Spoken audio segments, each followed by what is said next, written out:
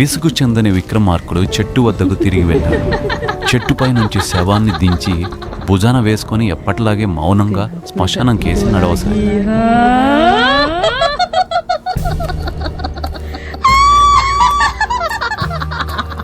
అప్పుడు శవంలోని బేతాళుడు, రాజా, నీ దీక్ష చాలా గొప్పదే, కానీ అది ఎప్పటికీ చెడకుండా అలాగే ఉంటుందనుకోకు.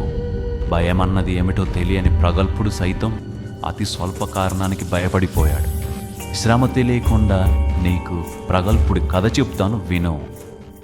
ఆగండి, మీరీ కథ చూసే ముందు దీనికంటే ముందు ఏమి జరిగిందో తెలుసుకోవాలి. ఎపిసోడ్ 1లో అసలు ఏం జరిగిందో చూస్తేనే ఈ కథ పూర్తిగా అర్థమవుతుంది. ఆ వీడియో డిస్క్రిప్షన్లో ఉంటుంది, లేకపోతే ఇక్కడ పైన కార్డులో ఇచ్చాను, చూడొచ్చు. గిరివ్రజాపురం అనే ఒక గ్రామం ఉంది. ఆ ఊరిలో ఒక శ్రీమంతుడు ఉండేవాడు. అతని కొడుకు ప్రగల్భుడు.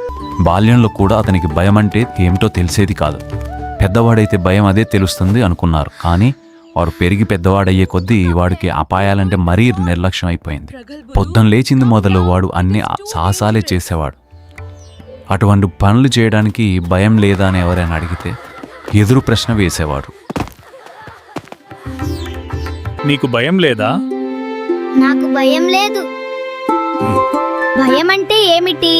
దానికి మీరు భయపడరు?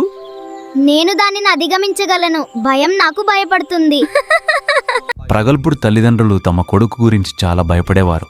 అపాయం అంటే భయం లేనివాడు ఎప్పుడైనా అపాయానికి గురి కావచ్చు. ప్రగల్భుని గురించి ఏం చేయాలో వారికి పాలుపోక తెలిసిన ఒక పెద్ద ఆయన్ని అడగడానికి వెళ్ళారు.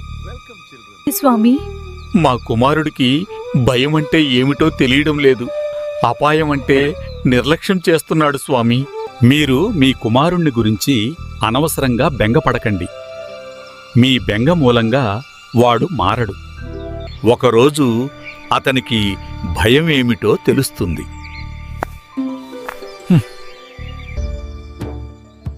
ప్రగల్భుడు పెద్దవాడయ్యాడు. దేశాటన చేయాలనిపించింది. ప్రపంచంలో ఎన్నో ప్రమాదాలున్నాయి. వాటన్నింటినీ ఎదుర్కోవాలని అతని అభిలాష. తానున్న గిరివ్రజాపురంలో చేయదగినన్ని సాహసాలన్నీ అతను అదివరకే చేశాడు. అందుచేత అతను తన తండ్రి అనుమతి పొంది ఒక సేవకుణ్ణి వెంటబెట్టుకొని దేశాల మీద బయలుదేరాడు.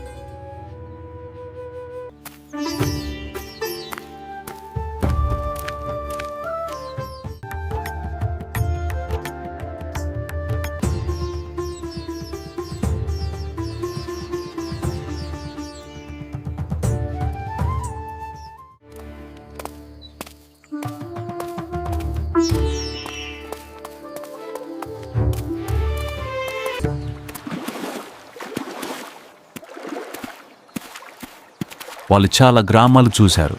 సాహసకృత్యాలు చేసే అవకాశం ఏది వచ్చినా ప్రగల్భుడు వదిలిపెట్టలేదు. అతని పేరు అన్ని వైపులా మారుమోగింది. ఇలా దేశాటన చేస్తూ కొంతకాలానికి వారొక పెద్ద నగరం చేరారు.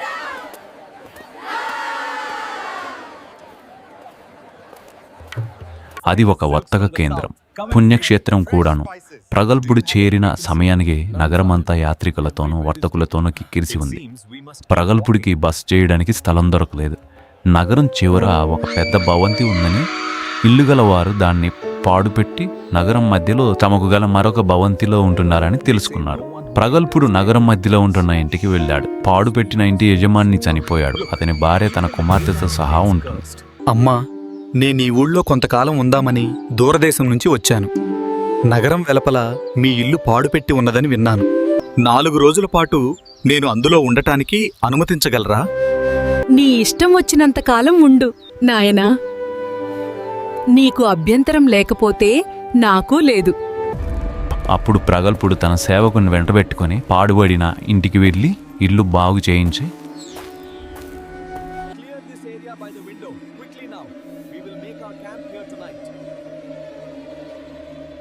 for us to rest.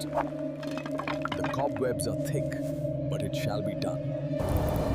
ఆ రాత్రికి వంట చేసుకుని తిని నిశ్చింతగా పడుకుని నిద్రపోయారు.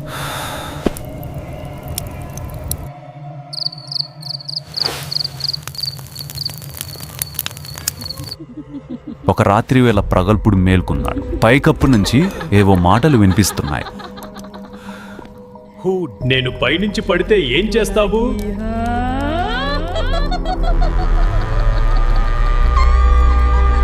ఏమీ చెయ్యను.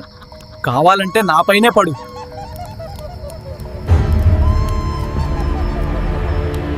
మొత్తంగా పడనా లేక ముక్కలుగా పడనా?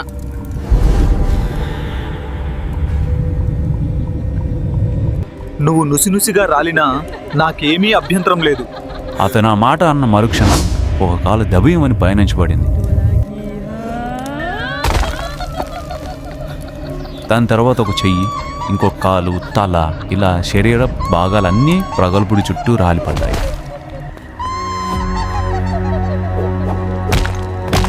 ప్రగల్భుడు ఏమాత్రం చలించకుండా, ఆ ఆట ఇక చాలు, నీ భాగాలన్నీ కొడదీసుకుని పూర్తి అవతారంతో కనిపించు.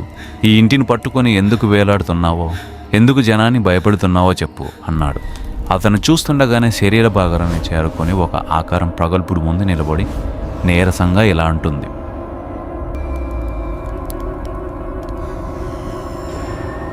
నేనీ ఇంటి యజమానిని. బతికున్న కాలంలో నేను అక్రమంగా ఇంకొకటి ఆస్తి హరించాను. నేను చేసినది నీచమైన దొంగతనం. ఆ ఆస్తిని నా భార్య చేత ఆ మనిషికిప్పిస్తేనే గాని నాకు ముక్తి ఉండదు. నువ్వెళ్ళి నా భార్యకి ఈ మాట చెప్పి నాకీ హీనమైన జీవితం నుంచి త్వరగా విముక్తి కలిగించు. అలాగే నేను మాటిస్తున్నా, తప్పకుండా నీకు సహాయం చేస్తాను.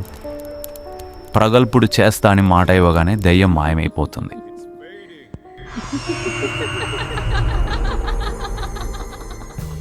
Watch this.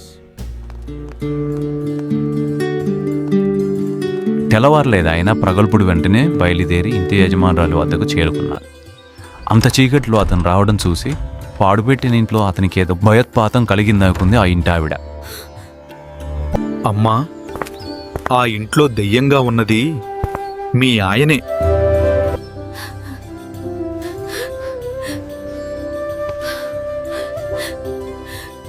ఆ ఇంట్లో దయ్యంగా తిరుగుతున్నది నా భర్తేనా?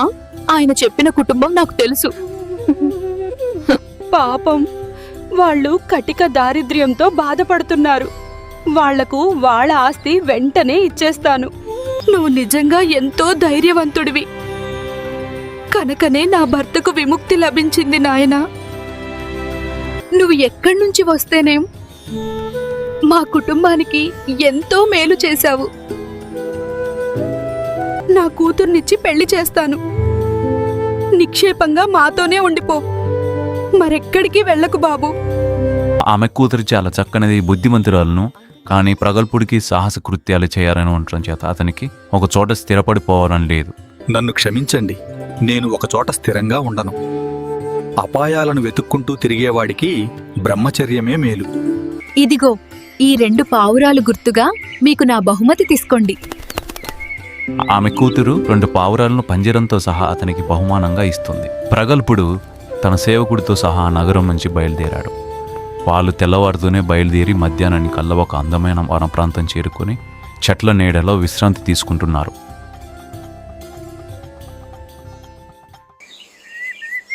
అప్పుడు సేవకుడు ప్రగల్భుడితో, రాజా, ఈ పావురాలు చూడండి, స్వేచ్ఛ కోసం ఎట్లా కొట్టుకుంటున్నాయో.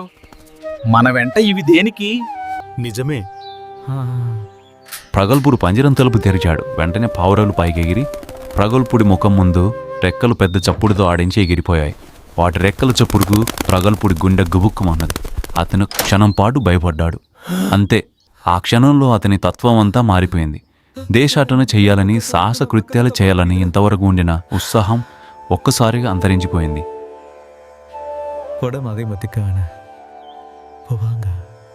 అతను వెంటనే తిరిగి వెనక్కి వెళ్ళి ఆ ఇల్లాలి కూతురిని పెళ్లాడి అక్కడే సుఖంగా స్థిరపడిపోతాడు.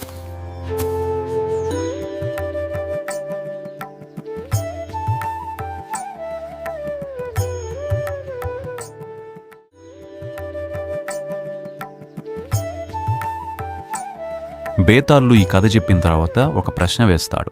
రాజా, ఎంతెంత సాహసాలు చేసి ఎన్నో ప్రమాదాలను ఎదుర్కొన్న నిర్భయుడు ప్రగల్భుడు పావురాలను చూసి భయపడటమేమిటి?